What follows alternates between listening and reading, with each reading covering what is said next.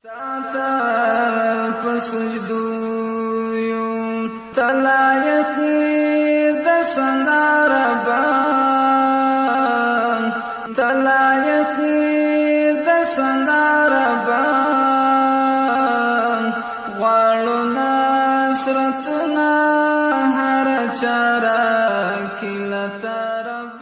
ژوند لار. زموږ د نن ورځې د خپرونې موضوع بیا هم د ګناهونو نښې او د هغې علاج.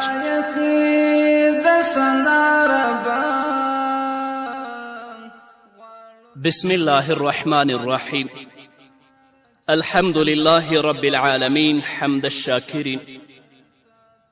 الصلاة والسلام على سيد الأنبياء والمرسلين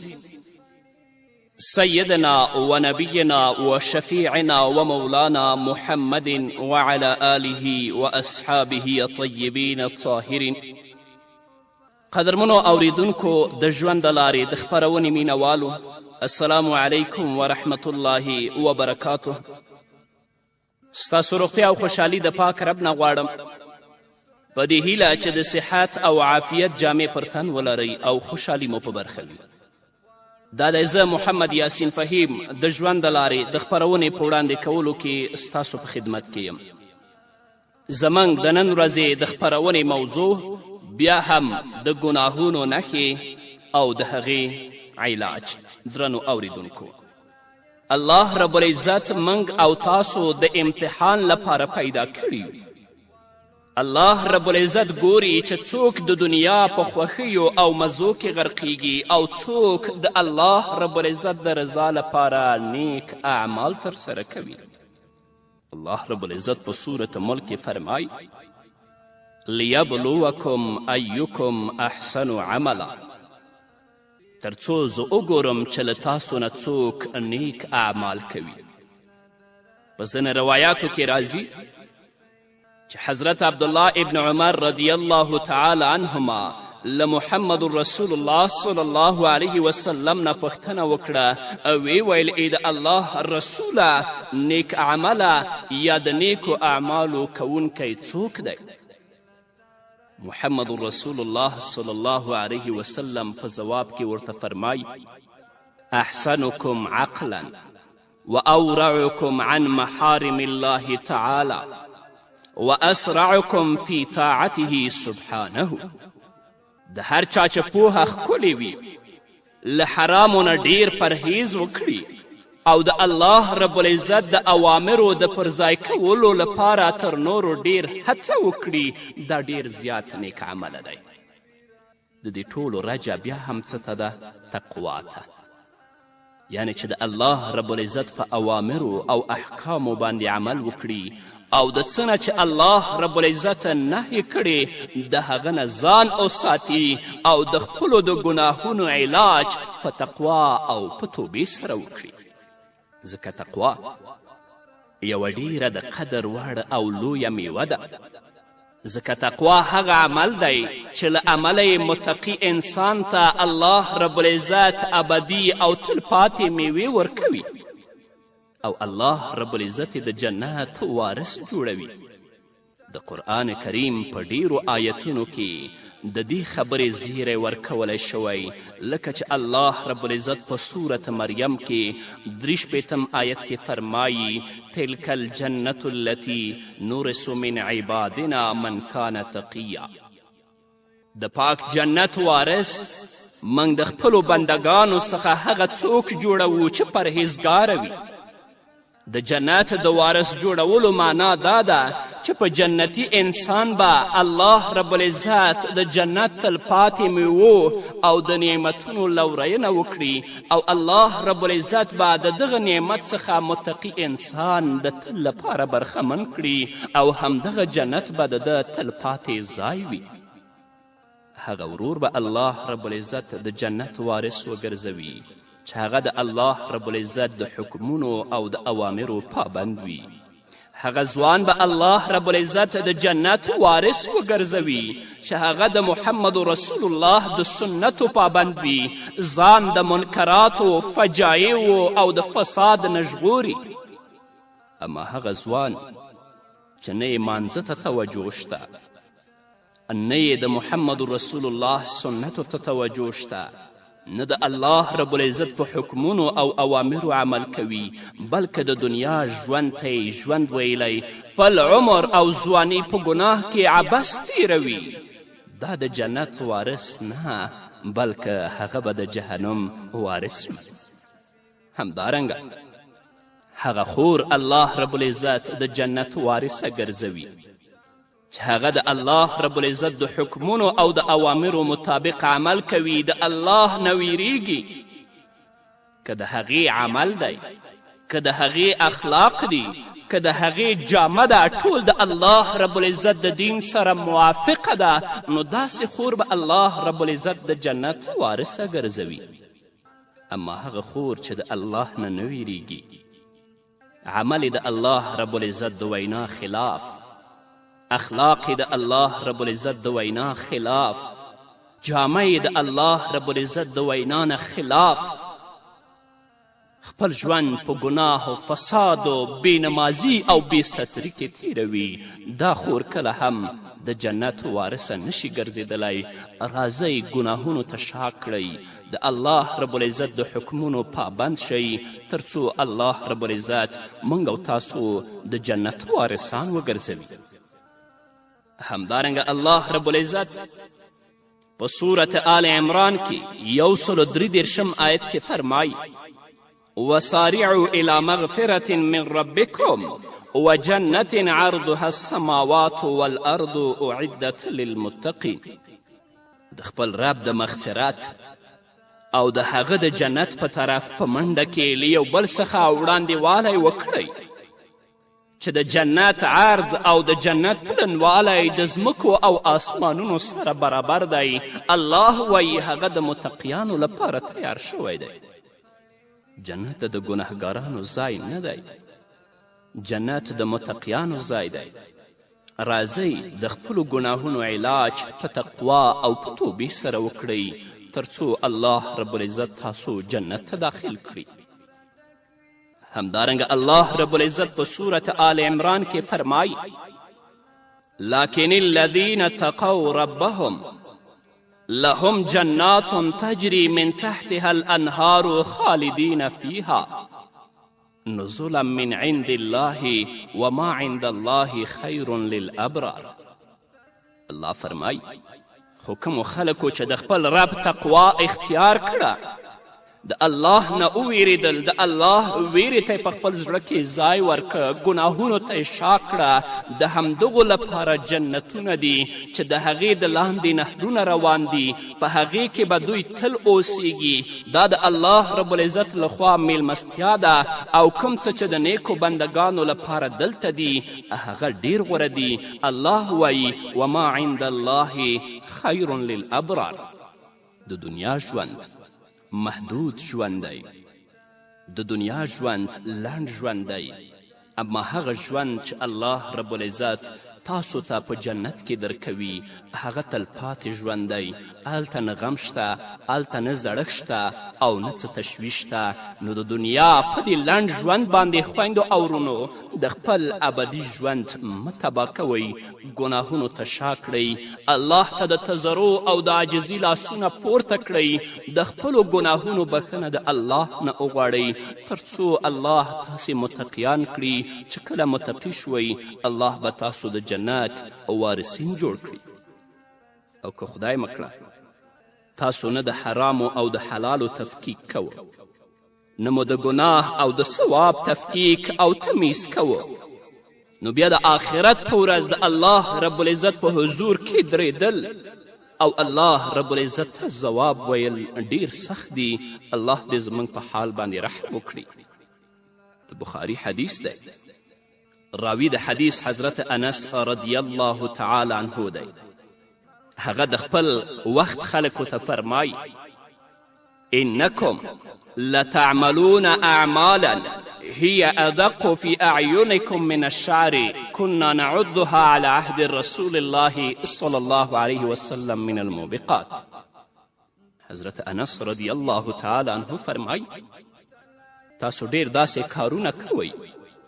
چې ستاسې په سترګو کې ستاسو له ویښتو نه ډیر باریکه وي، یعنې ډیر سپک او معمولي وي. مګر موږ همدغه کارونه د محمد رسول الله صلی الله علیه وسلم په وخت کې سخت تباه کوونکي کارونه ګڼل. په کومه زړه کې چې د الله رب العزت ویره هر څومره ډیره پرته وي، په همغې اندازه له ګناهونو او د الله رب العزت د نافرمانی څخه ویریږي. او په کومو زړونو کې چې د الله رب العزت ویره هر څومره کمه وي، هغومره د ګناه په کولو کې زړور وي. د صحابه کرامو رضی الله تعالی عنهم په زړونو کې د الله رب العزت ویره پرته وه. همدغه وجه وه چې هغو به د معمولي څخه د معمولي ګناه په کولو کې هم ویره محسوسوله. کله چې محمد رسول الله صلی الله علیه وسلم وفات شو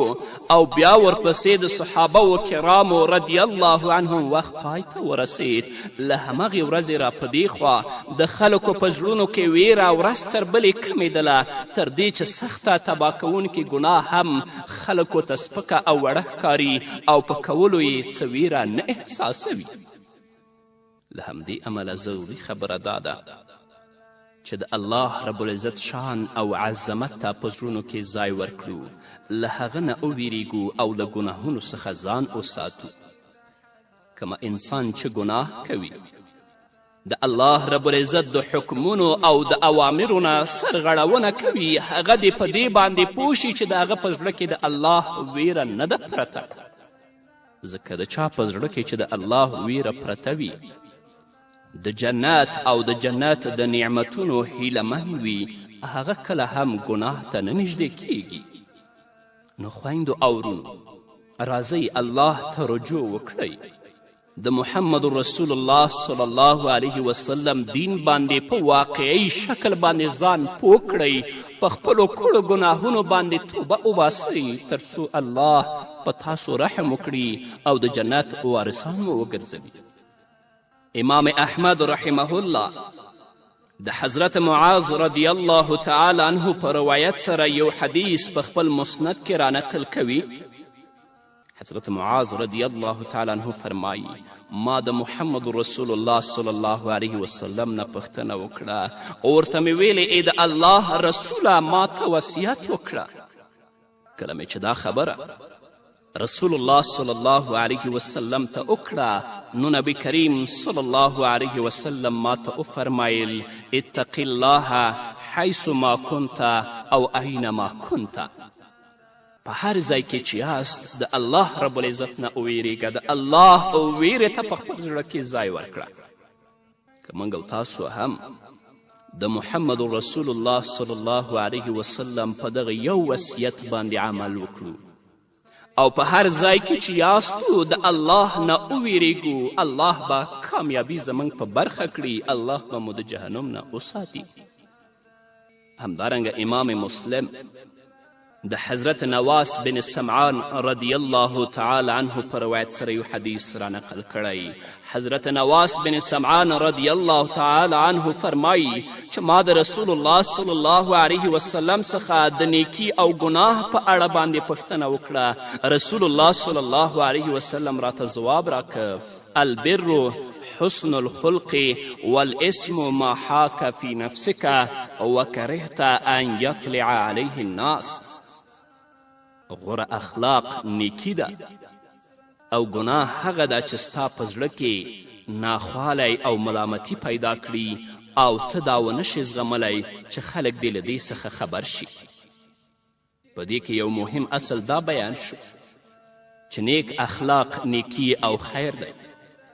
ځکه چې د نیکو او ښکلو اخلاقو لرونکی انسان یوازې د خیر کارونه غوره کوي او له رذالت او بدو خصلتونو څخه ځان ساتي.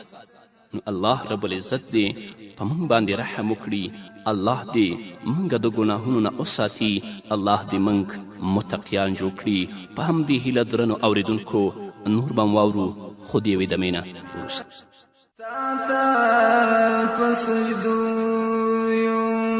تلایقی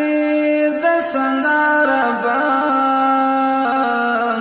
غواړو نصرتنا هر چار کلتا ربا تا تا فسجدویو تا تا فسجدویو تلایقی دسنا ربا. درنو اوریدونکو بیا هم زموږ سلامونه ومنئ. کله چې حضرت نواس بن سمعان رضی الله تعالی عنه د نبی کریم صلی الله علیه وسلم نه د نیکي او ګناه په اړه باندې پوښتنه کوي، نبی کریم صلی الله علیه وسلم ورته وایي البر حسن الخلق والاسم ما حاک فی نفسک وکرهت ان یطلع علیه الناس. نو د نبی کریم صلی الله علیه وسلم په دې مبارک حدیث کې د ګناه په اړه هم ښه په وضاحت سره خبره شوې ده. هغه داسې چې د هر بد او ناوړه کار په کولو سره د انسان ضمیر هغه ملامتوي او د ملامتي له امله هغه ویره محسوسوي، خو دا تر هغه وخته پورې کیږي تر څو د انسان فطرت مسخه او زړه یې مړ شوی نه وي. ځکه چې کله فطرت بدل او زړه مړ شي نو بیا د غټې نه په غټه ګناه هم د انسان په زړه کې نه څه اضطراب، ناخوالی او ملامتي پیدا کیږي او نه له چا څخه ویره کوي. دا داسې یو شی دی لکه د انسان د حس کولو صلاحیت چې پر ځای وي، او کله چې انسان د حس کولو وړتیا ولري نو له امله یې ښه او بد بوی هم حس کولی شي او هم ترې ځان ژغورلی شي. مګر تل تر تله د ګندګي په خوا کې او د ګندګي په څلو او ډیریو باندې کیناستل او د هغې په خوا کې ژوند کول د انسان حس له منځه وړي، او کله چې د انسان د حس قوه له منځه ولاړه شي نو که بیا دا د ناولي په ډیرۍ باندې ناست هم وي بدبویي نشي حس کولی او نه دا وړتیا لري چې بدبویي حس کړي، ځکه چې د ده د حس قوه له منځه تللې ده. همدارنګه چې کله زړه ژوندی وي، فطرت ژوندی وي، چې کله یوه ګناه کوي نو په خپلې ګناه باندې د الله نه ویریږي، خپل ضمیر هغه ملامتوي او د الله رب العزت نه ویره محسوسوي. خو کله چې زړه د ګناه په کولو باندې مسخه شه، مړ شه، نو د غټې نه چې غټه ګناه هم کوي نه یې ضمیر هغه ملامتوي او نه د الله رب العزت ویره احساسوي، ځکه چې زړه مړ دی نو د څه احساس نشي کولی. د ابن ماجه او د دارمی حدیث دی. حضرت عائشه رضی الله تعالی عنها فرمایی چې محمد رسول الله صلی الله علیه وسلم ماته وفرمایل یا عائشه ایاک و محقرات الذنوب فان لها من الله طالبا. ای عایشې ته ځان له هغې ګناه څخه هم لرې وساته کومه چې وړه، معمولي او سپکه ګڼل کیږي، ځکه چې د هغې ګناهونو لپاره هم د الله رب العزت په وړاندې یو مطالبه کوونکی او یو سوال کوونکی شته دی. د دې څخه مطلب دا دی چې د داسې ګناهونو لپاره هم یو ډول عذاب ټاکل شوی، او هغه کسان په خپله غیږه کې رانغاړي چې واړه ګناهونه کوي نو معلومیږي چې په خپله هغه عذاب له الله رب العزت څخه غوښتنه کوي چې د داسې ګناهونو کوونکی ماته راوسپاره. د دې اعتبار له مخې په حدیث کې چې د طالبان ټکی راغلی د تعظیم په هغه کې د تعظیم اظهار دی، او د جملې په اعتبار سره طالبان د عظیمن په مفهوم کې راځي، نو له همدې امله د دې خبرې لپاره هم مناسب نه ده چې یو کس د دې امر څخه غافله شي او په هغو ګناهونو یې پروا نه وي چې د صغیره ګناهونو په حکم کې راځي، دوی یې ډیر واړه او آسانه بولي، نه یې پرېږدي او نه ترې توبه کول اړین بولي، له همدې امله یې په کولو کې څه ویره او ترهه نه احساسوي. نه یوازې دا چې دوی وړه ګناه سپکه او معمولی بولي، بلکې له دې خبرې څخه هم غافله او سترګې پرې پټوي چې په وړو ګناهونو باندې اصرار، یعنی هغه بیا بیا کول او په هغې نه پښیمانه کیدل، له هغې ډډه او توبه نه کول او په هغې باندې د خفګان د نه ښکاره کولو له امله وړه ګناه هم د لویې ګناه په حکم کې راځي. هسې هم که څوک فکر او غور وکړي نو هره وړه ګناه هم د الله رب العزت د شان او عظمت په نسبت کبیره او لویه ګناه ده چې وړه برخه یې هم ډیره لویه جوړیږي د دې خبرې حقیقت له دې څخه معلومیږي چې کله کله الله رب العزت په لویه ګناه انسان ته سزا نه ورکوي بلکې په وړه ګناه باندې نیسي او عذاب ورکوي او تر کومه چې د قرآن کریم د دې آیت خبره ده چې الله فرمایي ان تجتنبوا کبائر ما تنهون عنه نکفر عنکم سیئاتکم نو د دې مطلب دا دی چې ستاسو واړه ګناهونه به ستاسو د هغو عبادتونو له امله پرېمینځل شي کوم چې ګناه له منځه وړي خو شرط دا دی چې تاسو به په نوم ګناه څخه ډډه کوئ هغه که وړه ګناه وي او که لویه په دې آیت کې شرط یوازې د لوی ګناه څخه د ځان ساتلو لپاره نه دی راغلی لکه څنګه چې معتزله فکر کوي بلکې په دې آیت کې شرط د دې لپاره راغلی چې تاسو به په نوم ګناه څخه ځان ساتئ ځینې ورونه او خویندې وړه ګناه نه ګڼي او حتی د هغو په کولو باندې اصرار کوي خو هغوی په دې باندې نه پوهیږي چې دا وړه ګناه د الله په نزد باندې لویه ده او په وړې ګناه باندې اصرار کول انسان کبیره ګناه ته راکاږي او کبیره ګناه ته جوړیږي او د لویې ګناهونو نه د وړو او لویو ګناهونو نه ځان وژغورئ په کړې ګناه باندې توبه وباسئ د خپلو ګناهونو علاج په تقوا او توبې سره وکړئ تر څو الله رب العزت ستاسو نه راضي شي ځکه محمد رسول الله صلی الله علیه وسلم حضرت ابو هریره رضی الله تعالی عنه ته فرمایي دا روایت په کنز العمال کې موجود دی ای ابو هریره ته متقي شه تر ټولو ډیر عبادت کوونکی به جوړ شي ای ابو هریره ته قناعت کوونکی شه تر ټولو ډیر شکر کوونکی به جوړ شي ای ابو هریره څه چې ځان لپاره خوښوي همغه د نورو لپاره هم خوښ کړه مؤمن به جوړ شي ای ابو هریره له ګاونډیو سره ښه سلوک کوه قوي مسلمان به جوړ شي ای ابو هریره لږ خندا کوه زړه به دې ژوندی شي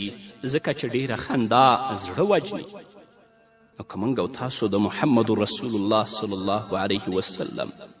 په دغه 15 نصیحتونو باندې چې حضرت ابو هریره رضی الله تعالی عنه ته کړي دي هم عمل وکړو انشاء الله چې الله رب العزت به موږ سرفرازه او کامیابه هم په دنیا کې او هم په آخرت کې لري الله رب العزت دې زموږ په حال باندې رحم وکړي الله دې موږ د ګناهونو نه وساتي الله رب العزت دې موږ متقیان جوړ کړي او رب دې موږ ته توفیق راکړي چې د خپلو ګناهونو علاج په تقوا او په توبې سره وکړو تر څو رب موږ د جنت وارثین وګرځوي په همدې هیله درنو اوریدونکو دا وه زموږ د نن ورځې خپرونه چې ستاسو دران حضور ته وړاندې شوه تر بلې خپرونې پورې چې زه بیا هم ستاسو دران حضور ته راځم تاسو ټول په لوی او بخښونکي الله سپارم پاتې ژوند مو نیکمرغه ښاد بریالي او کامیاب اوسئ غواړو نصرتونه هر چاره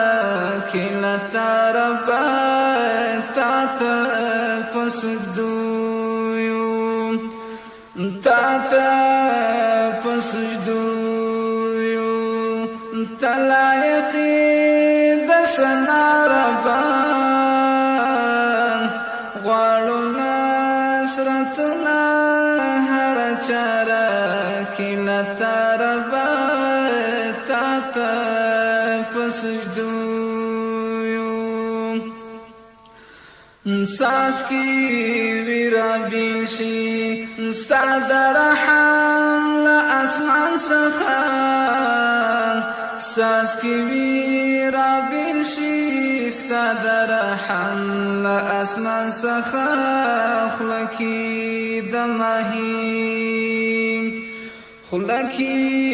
د ماهی بیا ملغلره شي سفاره به غواړو نصرتونه هره چاره کې له تا ربه تا ته په سجدو یو تا ته په سجدو یو ته لایق د ثنا ربه